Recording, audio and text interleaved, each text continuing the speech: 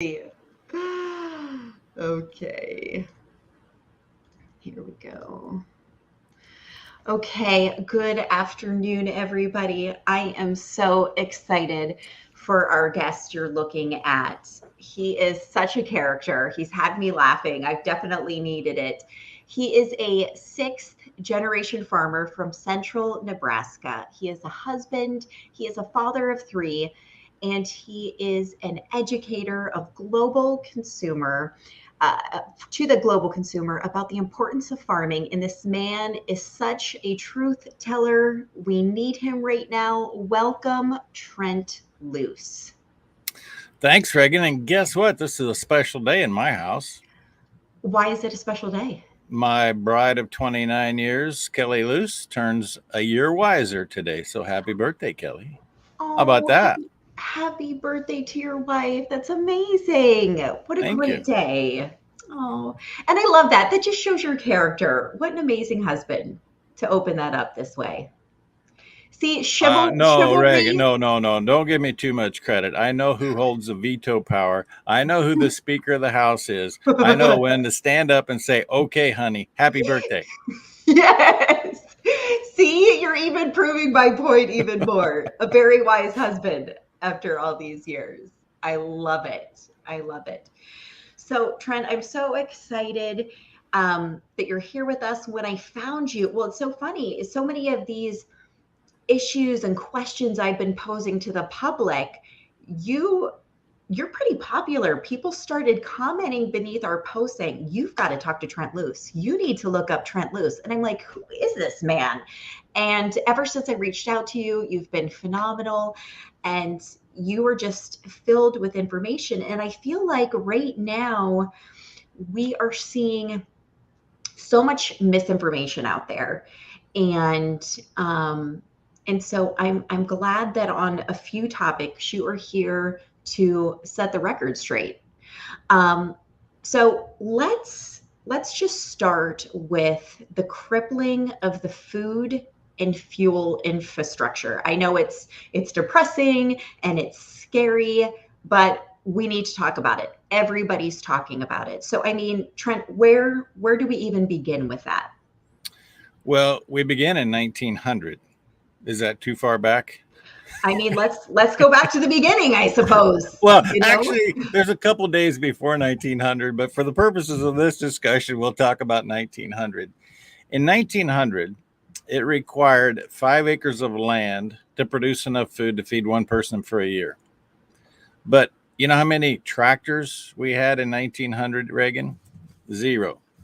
And so all of the food production was done with horses and mules back before we tried to demonize fossil fuels. Interesting to note, and this will be a tidbit that you'll be sharing on one of your posts with your 5 children, which look absolutely adorable, is that it requires 5 acres of land to produce enough food to feed the horses and the mules that we use to produce the food.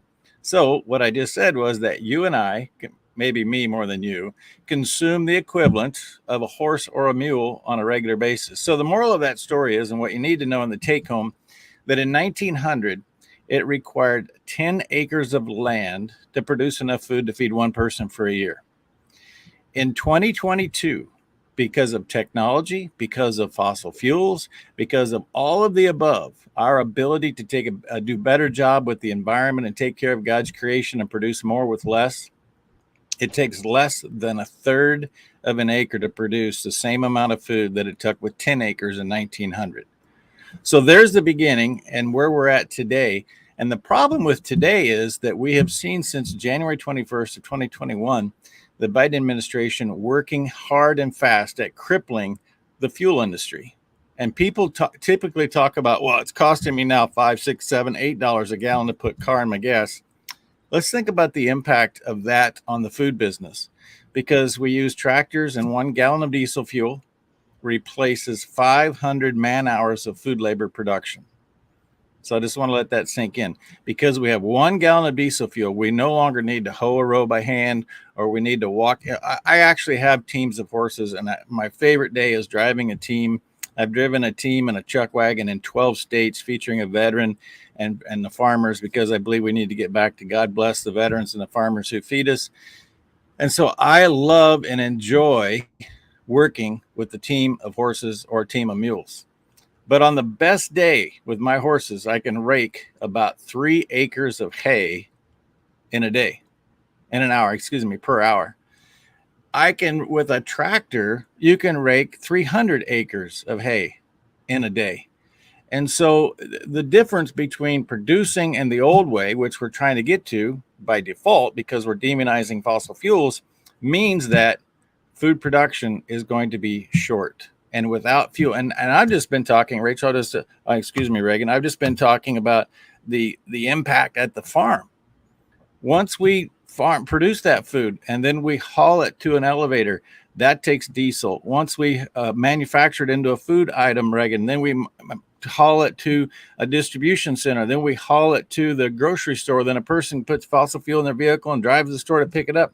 We are so dependent upon fuel and how that ties in with food, we typically don't think about it. And so those are the things that I'm trying to bring to the awareness. And the most important part of this whole story is that in 2018, for the first time since we really started using fossil fuels, we became an energy independent nation. We were exporting oil to other countries because of what we've been able to accomplish in terms of producing enough fuel for our own country and sending it to other countries. So that's what's at risk, and that's how it all ties into a crippling of fuel and food for the future. So I feel like the average person like myself, you know, we feel so helpless. I mean, I Mm-hmm. can, you know, I can only try to empathize and understand where you're coming from. And so for those of us who are just, you know, sitting here waiting with bated breath, like, "Oh, what's next? What do we do?" I mean, what is it? Like, what can the average person, or are we just sitting ducks? I mean, we have no control over this. I never accept the fact that we're sitting ducks. I believe that we always control and shape our own future. And so, what you do is that you start asking more questions about who and where your food is produced. What we've done, Reagan, for far too long is that we have relied on that super center on the edge of town to be our food distribution, our grocery store, because they sell it cheap. I'll give you an example of something that really drives me nuts. And when people understand this has been happening, they're like, "Are you kidding me?" We are a tremendous chicken producing nation. In fact, your home state is a great nation for our state for producing chickens in our nation.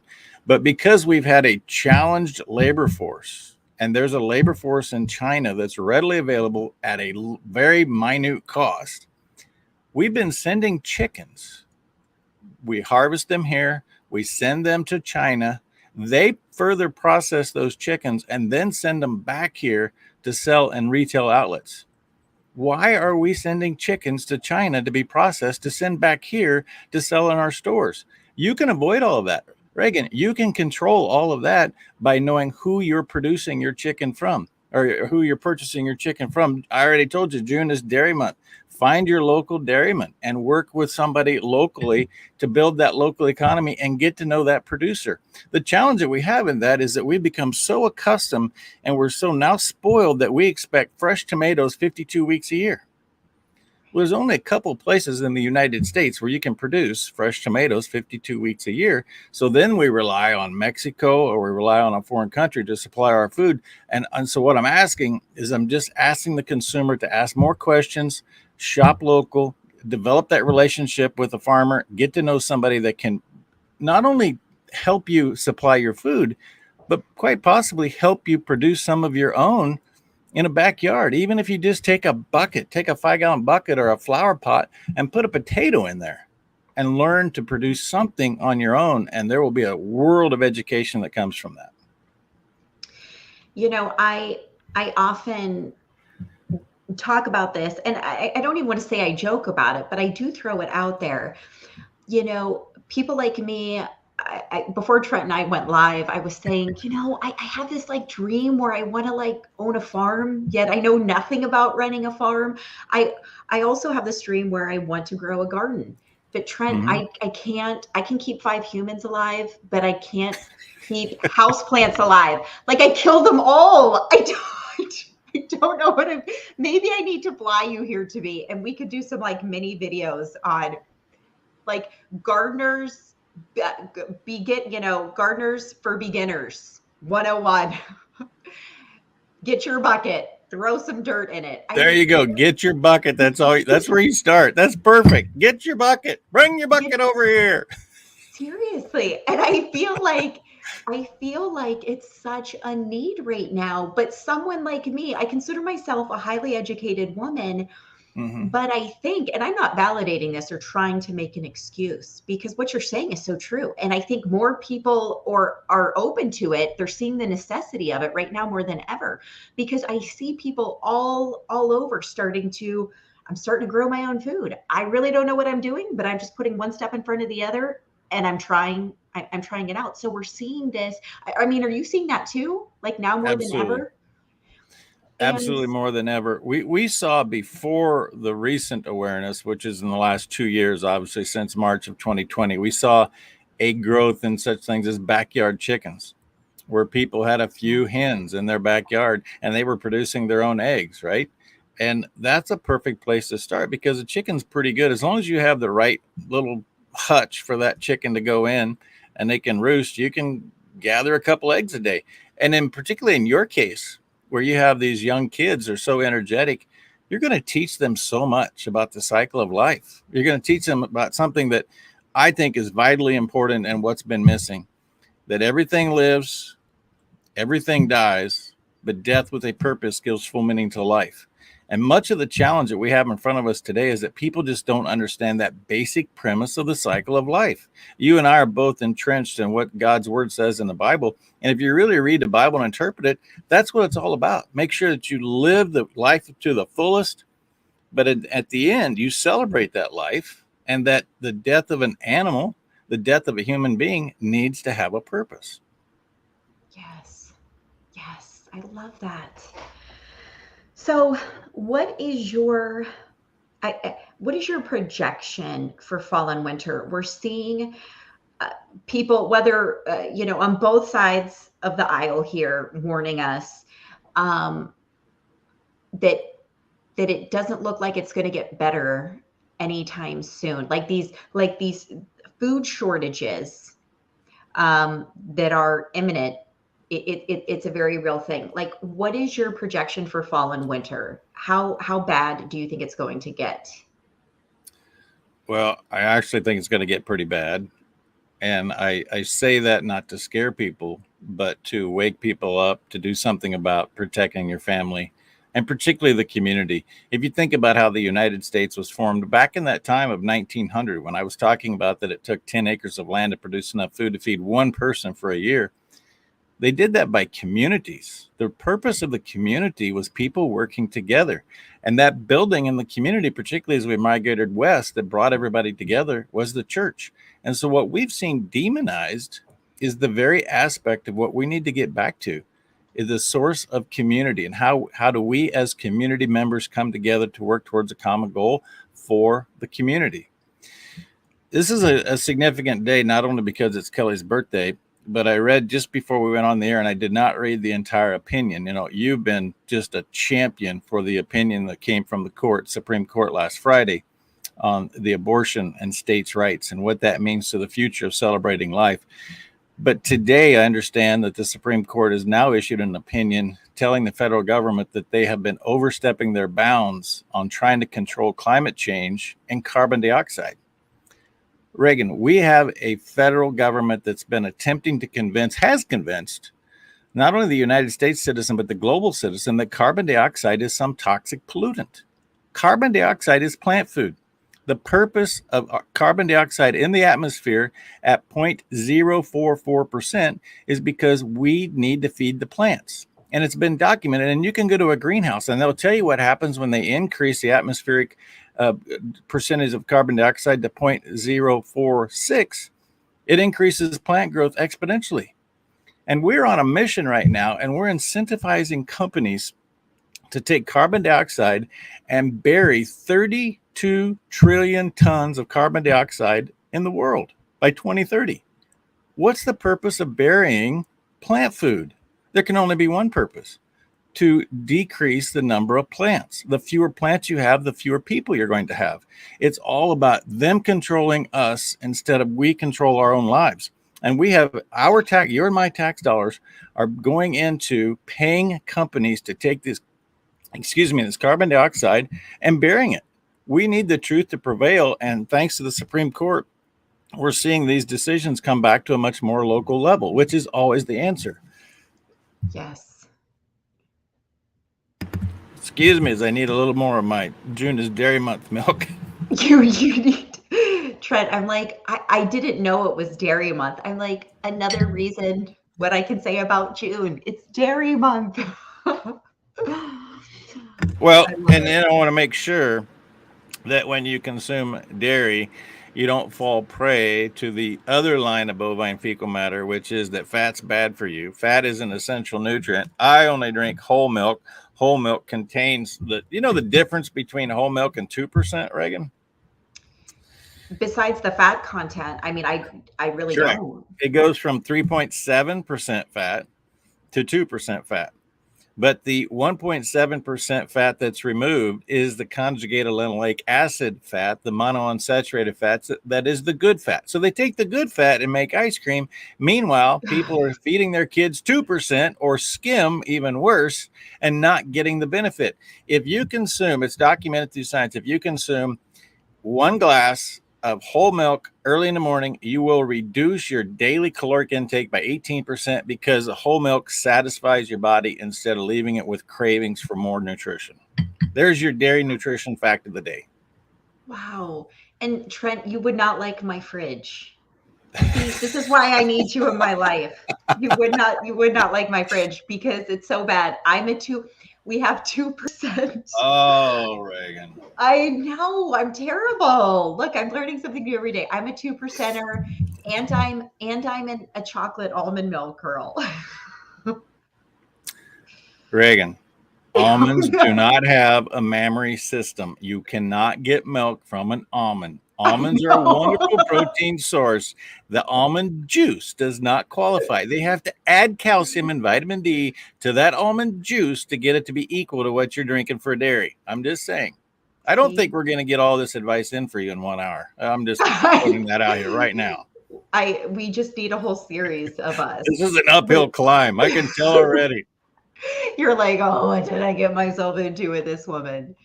So I'm going to, and Trent, what I love about you, it doesn't matter who you're speaking to, who the audience is, you're who you are. You're blunt. You speak the truth. It is what it is. People can take it or leave it.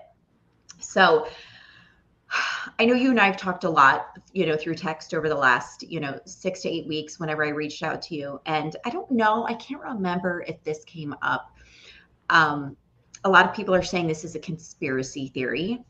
I personally don't think it is, but I don't feel like I'm in the place to say. So when we're talking about, what this administration's doing, what, Bill Gates is doing, where is there validity and truth to farmers being paid to burn or destroy their crops? Zero. That there's zero truth to that. Not happening. Interesting. In fact, 1 year ago, about right now, it was actually August. 1 year ago, August, this rumor started floating.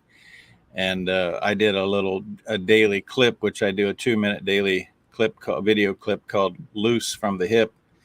And I went into a field. It happened to be a sorghum field at the time. And it's simply not true. The only time that a farmer has ever been paid to destroy a crop is if there had been a hailstorm or some insurance claim that actually came to that crop and the farmer was paid because of the damage, and then they would have destroyed it. There are no farmers being paid to destroy crops. That's not really where the challenge comes in the crippling of the food system, though. It comes in burying plant food, carbon dioxide. It comes in an initiative signed by Joe Biden on January 27th, 2001, Executive Order 14008, which contains a provision in Section 6, by the way, that says that by 2030, we're going to return 30% of the United States back to its natural state. That's extremely problematic, and I'll tell you why.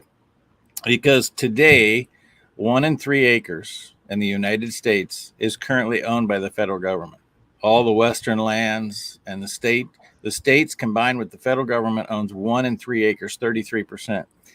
We currently have a 12% additional number of acres, 12% of the acreage, in a conservation easement. Conservation easement means that somebody signed over the development rights and the property rights to somebody else to make decisions on what they can or can't do with their own property. That's problematic. So if you take 33% of the United States landmass is owned by the federal government, 12% is already taken out of the hands of the individual who owns the land. And now they're talking about wanting an additional 30% to be returned to its natural state of land and water by 2030. That means that 75% of the United States landmass could theoretically be removed from food production. That is the crippling. And the other concept that really we need to do a deep dive on, Reagan, is the fact that, everybody loves wildlife. In fact, I was walking in my pasture with the cows yesterday and I ran up on this skunk, and everybody loves a skunk in their path, right? But that skunk contributes to the habitat and the diversity of my place. And last night I'm walking through the pasture and I scared up about 3 hen turkeys and about 24 chicks that all go off and follow each other. That's what farmers and ranchers do. We take care of the habitat so that we can increase the diversity of the animals and the wildlife. Then what comes along after that is some designation from the Department of Wildlife, Fish and Wildlife Service, that says that we're going to tell you that under the name of the Endangered Species Act, you're going to take this amount of land, and we've designated that as critical habitat for the turkey, which the turkey is not a critical habitat animal. I'm just using that as an example. There's 2,600 plants or animals on the endangered species list, where the federal government tells somebody like me, you can't touch this land of yours because we're protecting it for some fairy shrimp, which, by the way, the Marines could not use part of their own training grounds at Camp Pendleton in San Diego because they were protecting a fairy shrimp. And so what happens is the federal government tells you what you can and can't do with your own land, including food production, to protect the species. Well, all of that has all been about controlling the land and controlling the food supply. If we would get rid of the federal government, there is no amount of population growth that the ingenuity and the desire and the ability of the U.S. farmer couldn't continue to feed an ever-growing population. But they planted a seed. I've been in this before school got out this year. I was in 6 high schools, and I could not believe how these kids had all been indoctrinated that we cannot continue to increase population and feed the masses, that population growth is outpacing food production. That's blatantly false. We can outpace population growth with food production if we just keep the government intervention out of our way. You allow the entrepreneurs to continue to produce more with less. And that's why, Reagan, I started with that whole formula that in 1900, it took 10 acres of land to produce enough food to feed one person for a year. And in 2022, we're under 1/3 of an acre. And we didn't do that because of some government mandate. We didn't do that because some computer geek sitting in a cubicle at a corporate office said that we're going to develop a sustainability program for some farmer. We did it because me as a 6th generation farmer, you know what my one goal is? To create a better opportunity for our 3 daughters to continue in this business that my family's been in since 1832, and the first Loos came to Quincy, Illinois from Germany. That's my desire. And the federal government only gets in our way in doing that. So when, and I see this question has popped up a few times, when we're talking about the federal government overstepping and taking ownership, where would you place a billionaire like Bill Gates in that arena? It's been said, and again, maybe I'm wrong again. I don't believe, I didn't think that was conspiracy. I thought it was public knowledge that he's buying up farmland too. Is that correct?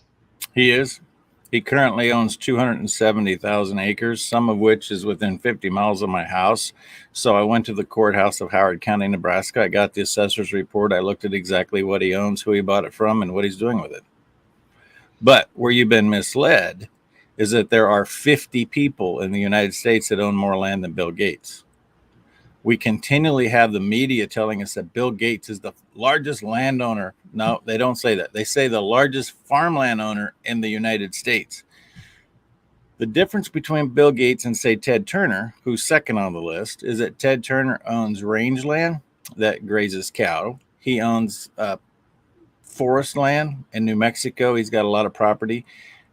The land that Bill Gates owned is all farmable, tillable land. In fact, right now in the state of North Dakota, there's a little bit of a debauchery taking place with Bill Gates because there was a potato farm by three brothers that recently sold in November to Red River Trust. Red River Trust is based in Kansas City. Well, North Dakota has a corporate farming law that a corporation cannot buy farmland and farm it in North Dakota. There's an exemption. If you can prove your corporation is a family farming corporation, then you can get exempt from that law. It's a little cloudy on how it's written, but that's how the law is written. And because they bought this through the corporation, the Attorney General of North Dakota is actually questioning whether or not this is a legitimate transaction. Interesting to note, Reagan, that if Bill Gates had gone to the Campbell brothers himself and purchased the land as an individual, he could own that farmland in North Dakota. But because he bought it in a shell corporation, it's possibly illegal. We'll see the ruling by Drew Wrigley, but that I don't believe that'll take place. Aside from that, I have not figured out why it is that media wants us to believe that Bill Gates is the largest landowner in the United States, but they blatantly do want to do that. He does get incentives from the federal government to go buy this property, and what he's going to do with it, nobody really knows. And isn't that just unnerving?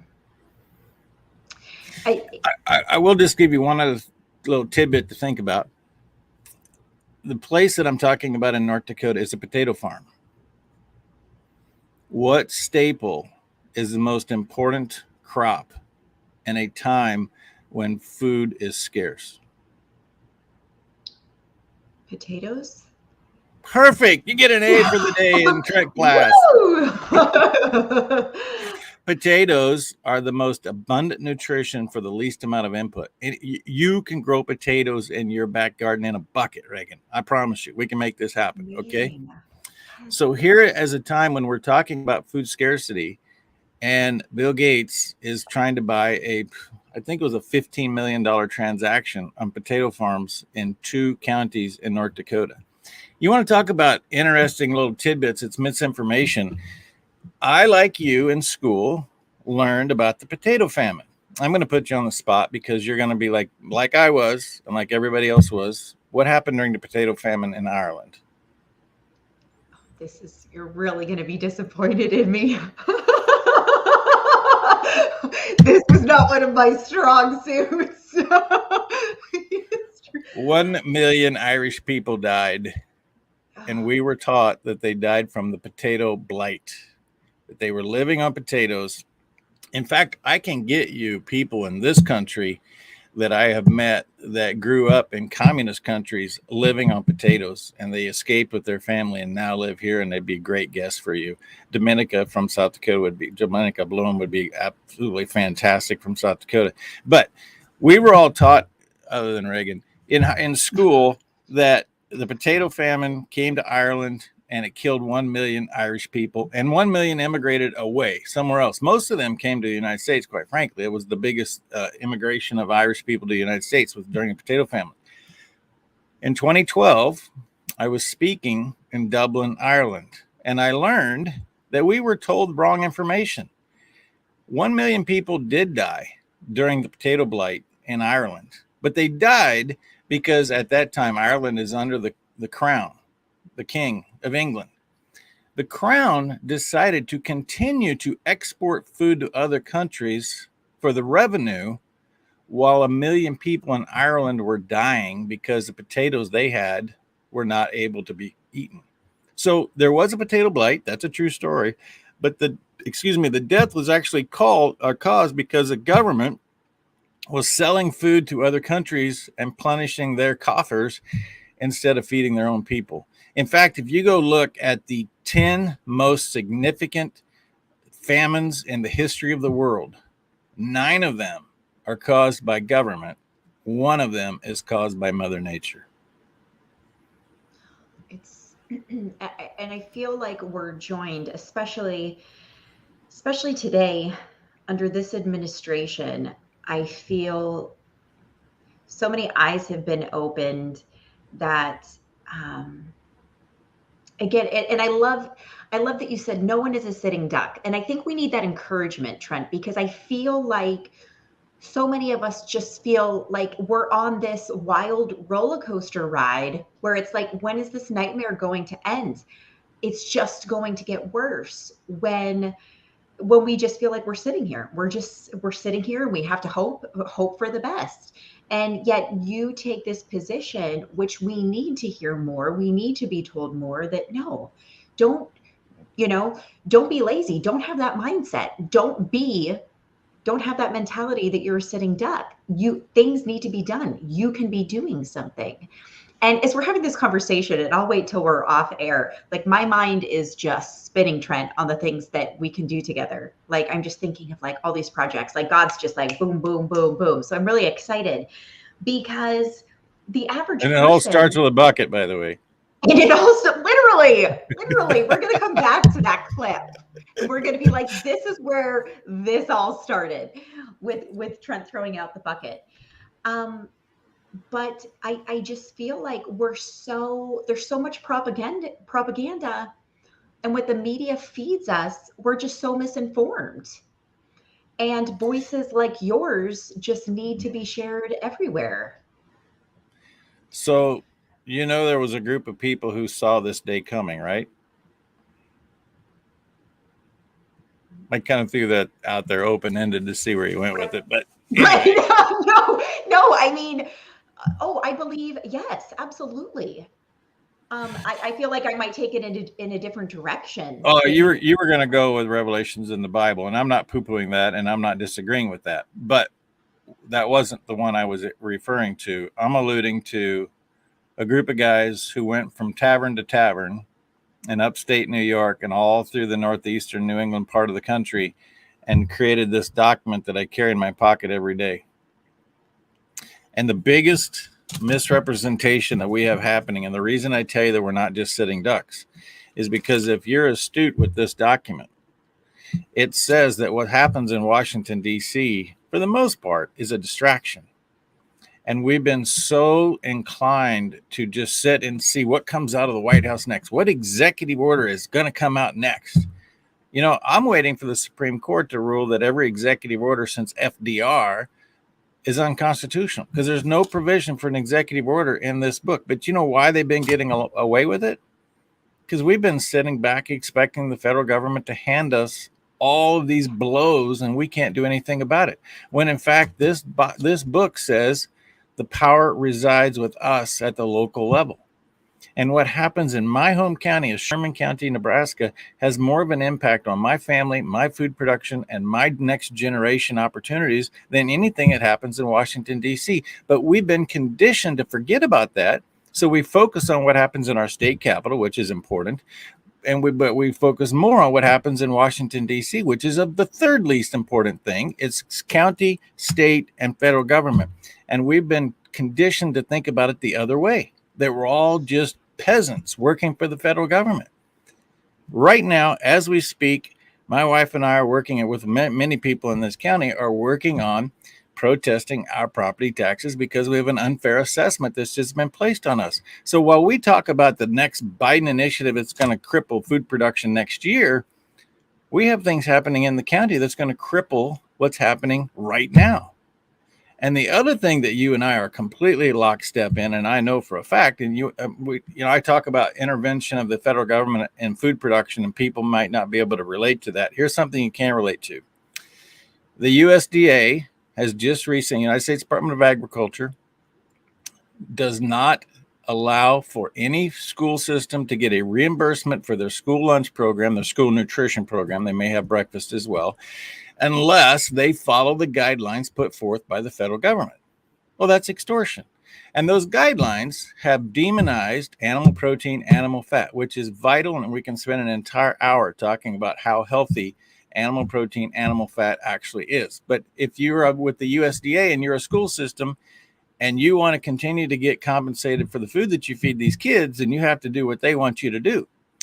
3 weeks ago, the USDA came out and they said, if you don't start teaching sex standards that we want you to have in kindergarten, we're going to pull your USDA funding. And so I say to you, Reagan, the two biggest challenges that we have in front of us right now are education and what's going on at the local level with our tax base, because we have a tax and spend problem, not only the federal government, state government, but at the county government. But our kids have been so indoctrinated on things other than reading, writing, arithmetic, and history, and a bit of prayer in our public school system that they're lost. And the whole generation now that did not get to have the social atmosphere for the past 3 years in a school system, which they should have had, that's vitally important for establishing how these kids are going to work with one another as they go forward as young adults. That's just criminal. And we as parents have sat back and let that happen because they planted some seed of fear that we're all going to get sick. We're not going to get sick. The biggest danger is that our kids are getting sick in the head because they've not had the public school system with the right priorities put forth, because the federal government threatens to pull funding if you don't do what we want to do. What does a high schooler need to learn about sex education for? Sex education should come from my wife and my talking to my daughters here at the house, not somebody in a school system. And so there's nothing more important to fix in my mind than what's happening at the county level. And quite frankly, those are the easiest things for us to get fixed in this representative republic, is because we can show up at every school board meeting and every county commissioner meeting, and that's where we start, and that's the solution. Even the dogs in your background agree with me. Here's what I have to say. Mic drop. Trent. That's, but I'm like, man, I wish I had a mic. One of my microphones, the baby broke. I'm like, yes, I have a mic to like make the impact. Oh, don't blame the baby. Oh, I know. He's innocent. I thought for a moment it was a curling iron. You're going to curl your hair right in the middle of that dissertation. It's an actual mic. I'm giving you the infamous mic drop. Thank you. Trent, that is, my gosh, I'm just going to pull that clip and I'm going to get that shared around the world, because you just hit the nail on the head. And I feel like, my gosh, I just want to run with that in so many different ways. But that is, I just want to be like, yes, yes, yes. And how any parent or any educator or any politician can think or say differently is absolutely not for our children. They are not on the right side. And again, I just want to piggyback off things you've been saying throughout. Is so true. We are being conditioned. We are being groomed. Our children, adults, are being indoctrinated. And people are just taking the bait. And it's so incredibly frustrating. And that's why, my gosh, I just feel like every state, every county needs a Trent Loos. Like, can we just duplicate you and just? No, every county has a Trent Loos. They've just been living in fear and afraid to stand up and speak their mind. And I'm not telling you anything, Reagan, because I've watched this week as you've charged down this path celebrating life, and how many people have just vehemently come at you like rattlesnakes, giving you this warning. They're kind of come and bite, and you don't back down. You just continue to stay true to your convictions. Most people, they're afraid they're going to make somebody mad. Well, you know what? Killing a baby is a violation of several things. Like, number one of the 10 commandments, thou shalt not kill. Number two, inherently, why would you ever agree that we should think it's a good thing to kill a baby? And still we're talking about it's okay up until 15 weeks. That's been completely left out of the equation. But I celebrate what the Supreme Court did, because it's the first step in taking this country back and sending it back to the states. Again, I reference the most important document after the Bible right here. The United States Constitution says that it's about the states' rights and the representative republic. But that was all a compliment for you being willing to stand to those people who are coming at you, because you have to be willing to do that. We do. And what I say is, and with that crisis, with this food shortage crisis and what's happening, so many parents say, I'm willing to die for my child. I'm willing to do anything, but they're willing to stand up and speak up for their child. It's not easy. Most people don't realize this. I'm a high functioning introvert. Most people just think, oh, she's an extrovert. She's like, oh, she's never nervous. No, I'm a high functioning introvert, but I just believe so strongly on so many things that someone's got to speak out. Someone's got to take the heat and hate in order to help make some change. And my gosh, it's like if there's ever, I go back to Esther 4:14 in the Bible, and there's times I'm like, why am I here for this? Why are my children here for this? No, we were all, no matter what side you're on, we were all appointed for this time. And it's about time more people stood up, got uncomfortable. Yes, it's not easy. It's not fun. It takes time. It takes, it's a ton of pressure, but this is how game changers are made. This is how history is changed. And if we truly care about our children and our grandchildren, it's going to take movers and shakers like us, Trent, to be unafraid to be disliked, to be unafraid to be hated and ridiculed, and to go up to bat for humanity. Hear, hear. Amen. The only thing I'll add to that, Reagan, is that for 50 years of my life, I thought that I was born 150 years too late, because I absolutely love the cattle drive era from 1865 until 1881, when at the post-Civil War, the resources of the eastern half of the United States had been depleted, had been destroyed in the war. We had cattle, and we had, did you know, I don't know how many of the old Westerns you watched or the movies about the cattle drive era, but we trailed 6 million head of cattle from Texas to ultimately Chicago. They went through Abilene, Kansas, went to Chicago into the packing plants, and then we send that meat to the eastern half of the United States to replenish those supplies and feed the people at the greatest time of peril this nation has seen to date. 42% of the cowboys that trailed those cattle north were freed slaves. Think about that. These freed young men, they're 16 years old, by the way. They're 16 years old. They've just been freed from slavery. They're trailing cattle, risking their life, crossing rivers, bringing 6 million head of cattle north to feed the people that were fighting to keep them slaves. There's a huge lesson in that if we really pay attention to it. And so the reason I walk through all of that is because for 50 years of my life, I thought, man, I was supposed to be born then, not now. I missed my time. Suddenly I realized, just like you said, this is our time. We're here now because we have the same division, the same peril, and the same bleak future if people aren't willing to cross that river together to find a better way. And that's exactly what you and I are doing. Yes. Oh my goodness. So Trent, what would you say? Because you have to think your knowledge and your strength and your initiative is up here, and I'm putting myself with the majority. So I'm not looking down upon anyone. So people like myself, especially in this realm, people like myself are who want to do something. I feel like we're levels beneath you. So for a beginner, for people who are scared and they're fed up and they're wanting to make change, what is the first baby step they need to make? It would be going to city council. It would be get a bucket. Well, get a bucket. Number one, get yourself a bucket. Or a flower pot and grow a potato plant. Do that first. Okay, seriously, we're going to do something with this whole bucket thing. You just watch.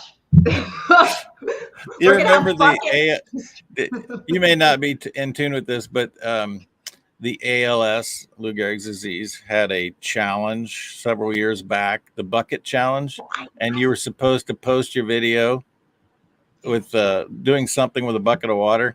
I was sitting on a horse and dumped a bucket of water. I had somebody dump a bucket of water on me. That was pretty cool. So we have our own bucket challenge. we're going to have to see that video footage. I hope someone, we still have that floating around somewhere. I'm going to have to see that. To answer your question, the first thing you do is not even at the school board meeting or the county commissioner meeting. You know where the most division exists today, and we don't know how to deal with it, so we ignore it? It's within our own family.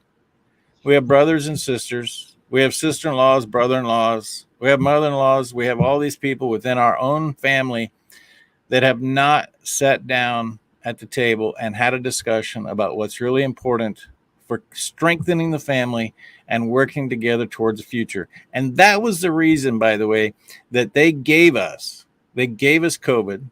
That was the reason that they mandated the shots, is that they knew the strength in this nation is in the strength of the family.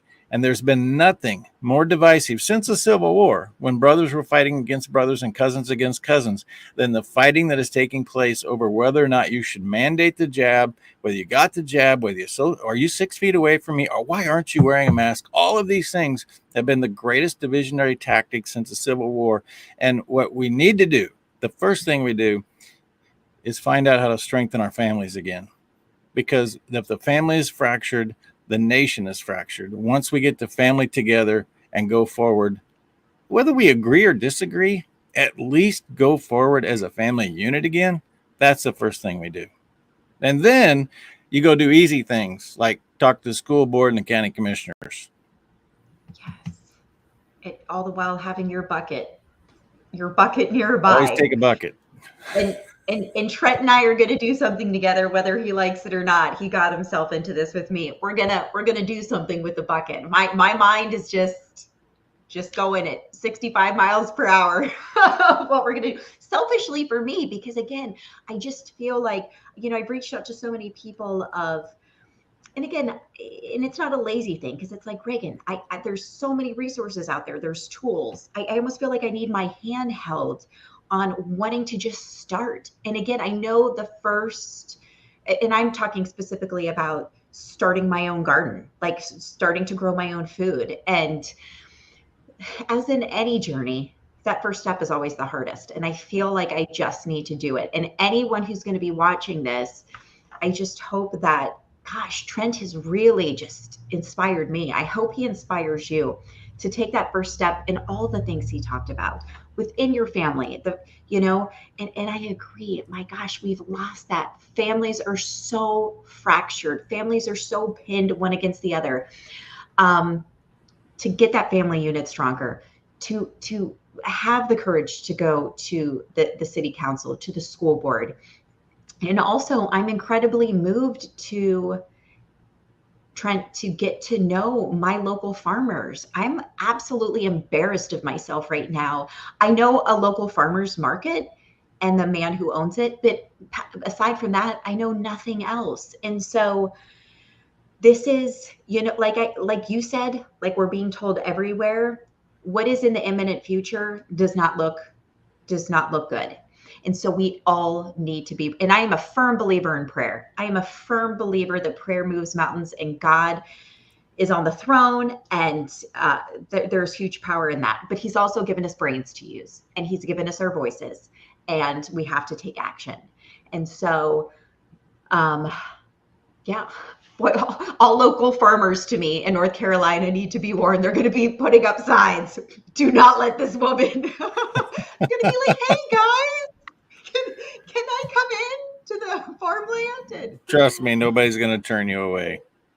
They they might give you a hoe and say, hey, go take care of those weeds over there, but they're not going to turn you away. I love, I really feel this is something we have no choice but to become informed and to start to take action, no matter how small that first step, no matter if it's with a bucket, truly. Which is why I said plant a bucket, not a garden. Because what you need first is confidence that you can grow something without killing it. You've already told me the only thing you can grow are kids. So we need to get your confidence that you can grow a potato plant and make it work. And then maybe we'll grow 3. We'll walk into this, not run. Yes. And it's so true, because otherwise, the average person like me would just throw their hands up. See, I can't do it. I failed. And so you're right. We have to start small. We have to start small. And everybody stay tuned because Trent and I will have something in the near future for everybody. I'm on it. Yes, I love it. Well, Trent, I'm so blessed that you are with us today. Where is I know you're in on different social media outlets Mhm. and you have a presence in so many places. So many people are talking about you. What is the best place for people to follow you? Boy, I have no idea. I have a public figure page on Facebook, which is pretty good. Just yesterday, Reagan, I set up Substack, which I didn't know about a week ago, but apparently they do not censor you. And you know how you and I have a problem with censorship. So Yes. I'm going to continue to build that. That's called Loose Lips, by the way, on Substack. Okay. Loose Lips, and you don't have an E on loose. It's just Okay. LOOS. And of course, loosetalesmedia.com is my main media website, loosetalesmedia.com. And tails is TALES, because if you spelled loose tails incorrectly, you might get sites that you didn't really want to be on. All right. Forwarding. So what I'm going to do, Trent, after we end and chat, I will Okay. make sure I have the correct sites and I will link them below all of our videos. So it's just easy for people to grab. You know, you're supposed to be at the Bridging America event in Keystone at the base of Mount Rushmore on the 4th day of July, but you stood me up again, second time, I might add. I did. Trent and I, we are going to do something together, people, but Trent has invited me to phenomenal events. And my viewers know this. The majority of my viewers know I have this paralyzing fear of flying. And everywhere Trent wants me to go is not a reasonable drive. so, so we need to bring you over to the East Coast or the South to do some things. So maybe I can finagle that a little bit. Okay, we'll work on it. I'm actually Yeah. coming to Florida, which is kind of the Yes. East, in a Yes. couple of weeks. Oh, amazing. We'll have to talk about that. Florida's not a bad drive for me. Okay, Yes. we're on it. We're on it. Thanks for inviting me. And this is why I didn't want to wait another month. We had to get this. I just had to get this to you. Yes. And I feel like too, and of course you and I are going to stay in contact together, but Trent, you are welcome to come back anytime because I feel like we're going to see a lot of movement, a lot of things We are. happening. And so even if we need to make this a once a month thing, where you come back to, because again there's so many things, and I'm glad that you stand firm in truth. Nope, that's a conspiracy theory. Nope, that is true. Where we get it just strictly from your mouth of knowing what is fact and what is conspiracy, and to keep us updated. I think people would love it and they need it. All right. So you have 2 homework assignments before I see you again. 1, I want a sprout in your bucket. Yes. And 2, I want whole milk in your refrigerator. Get rid of that colored water junk. Yes. Amen. I'm on it. All right. Thank you, Trent.